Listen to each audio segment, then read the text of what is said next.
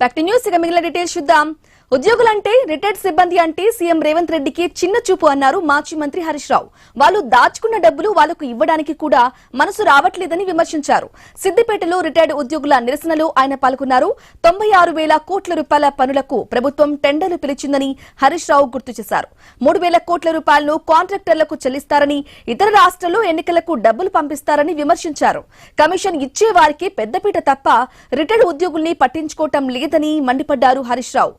దీనిపై అసెంబ్లీలో పోరాటం చేస్తామన్నారు హరీష్ రావు. వాళ్ళు దాచుకున్న డబ్బులు వాళ్ళ డబ్బులు వాళ్ళకి ఇవ్వడానికి కూడా ఈ ప్రభుత్వానికి ఇవాళ మనసు రావడం లేదు. రేవంత్ రెడ్డి ఎట్లా తయారైపోయిందంటే ఏ రోటికాడ ఆ పాట పాడతాడు. ఇష్టం ఉంటే ఒక తీరు, ఇష్టం లేకపోతే ఇంకో తీరు ఆయన తీరు. ఇప్పుడు ఆయన మాట్లాడేది ఏంది? రిటైర్డ్ ఉద్యోగులు అయ్యా మహాప్రభు, ఈ భారతదేశంలో ఏ రాష్ట్రంలో కూడా 10,000 బకాయిలు పడ్డ రాష్ట్రం లేదు.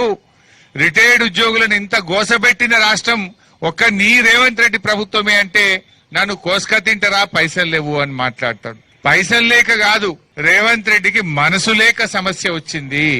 96,000 కోట్ల రూపాయల కొత్త టెండర్లు పిలిచాడు. 96,000 కోట్ల పనులు ఈ రాష్ట్రంలో జరుగుతా ఉన్నాయి. నిన్న మూసి ప్రెజెంటేషన్ ఇచ్చిండు. 10,017 ఇండ్లు కూలగొడతా అంటుండు. 10,017 ఇండ్లు కూలగొడితే ఇంటికి ₹1,00,00,000 వేసినా 10,000 కోట్ల రూపాయల ఇండ్లకు కావాలి. 3,300 ఎకరాలు భూమి సేకరిస్తా అంటుండు. 60-70 రిటైర్డ్ ఉద్యోగులు పెన్షన్ బెనిఫిట్లు రాక, మనోవేదనతో, వైద్యం అందక ఇలా 60-70 మంది రిటైర్డ్ ఉద్యోగుల ప్రాణాన్ని పొట్టన పెట్టుకున్నాడు రేవంత్ రెడ్డి. 60-70 మంది చావుకు కారణం రేవంత్ రెడ్డి ప్రభుత్వం. ఇంకా ఎన్ని ప్రాణాలు పోవాలి? ఇంకెన్ని ప్రాణాలు పోతే రేవంత్ రెడ్డి గారికి సోయ వస్తుంది? రేవంత్ రెడ్డి గారికి ఇంకా ఆయన ఎప్పుడు కళ్ళు తెరుస్తాడో అర్థమైతలేదు. అయితే ఇక్కడ ఒక విషయం చెప్పాలి మీకు. తెలంగాణ వచ్చిన తర్వాత మరి బీఆర్ఎస్ ప్రభుత్వం ఉన్నప్పుడు 92,582 మంది ఉద్యోగులు రిటైర్ అయ్యారు. 92,582 మంది 9.5 ఏళ్ల బీఆర్ఎస్ కాలంలో రిటైర్ అయ్యారు. చాలా మందికి రిటైర్ అయిన రోజే ఇచ్చాం, తప్పితే నెల లోపల అందరికీ డబ్బులు ఇచ్చాం. అంటే ఆ రోజు కేసీఆర్ గారు ఇవ్వగలిగినప్పుడు నువ్వెందుకు ఇస్తలేవు? ఈ ప్రభుత్వం ఏ రకంగా రైతుల్ని మోసం చేసింది? 3 సార్లు రైతు బంద్ వేయలేదు, పంటల బీమా రాలేదు, రైతు బీమా రావడం లేదు, పంటలకు బోనస్ రావడం లేదు, ఇవాళ రుణమాఫీ జరగడం లేదు. రైతుల్ని ఎట్లా మోసం చేసిందో ప్రజలను చైతన్యపరిచే పని చేయండి. ఇవాళ ఉద్యోగులను సంఘటితం చేయండి.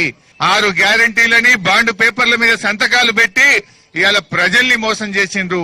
చివరికి మిమ్మల్ని కూడా మోసం చేస్తా ఉన్నారు. దీనికి ఒకటే, తప్పకుండా మేము అసెంబ్లీలో మీ గొంతుకై ప్రశ్నిస్తాం. మీ గొంతుగా, మీలో ఒకడిగా మీ బాధను తప్పకుండా శాసనసభ వేదికగా ఈ ప్రభుత్వం మీద ఒత్తిడి పెంచుతాం. ప్రభుత్వం మెడలు వంచుతాం. మీ బకాయిలు వచ్చే విధంగా బీఆర్ఎస్ పార్టీ పక్షాన మేము పోరాడతామని చెప్పి మీకు ఈ రోజు హామీ ఇస్తా ఉన్నా.